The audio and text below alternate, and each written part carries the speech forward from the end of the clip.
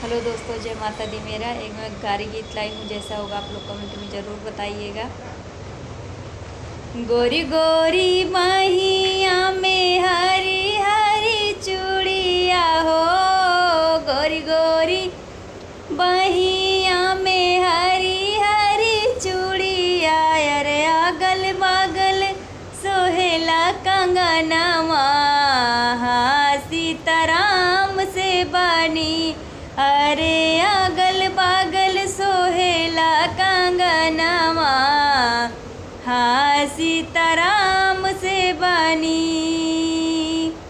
ऊ है कंगनवा पहिने समधि कह बहिनी हो, ऊ है कंगनवा पहिने समधि कह बहिनी, अरे घूमि घूमि मांगा थी जोरनवा, सीताराम से बनी, अरे घूमि घूमि मांगा थी जोरनवा, सीताराम से बनी। गोरी गोरी बहिया में हरी हरी चूड़िया हो, गोरी गोरी बहिया में हरी हरी चूड़िया, अरे अगल बगल सोहेला कंगनवा, सीताराम से बनी, अरे अगल बगल सोहेला कंगनवा, सीताराम से बनी।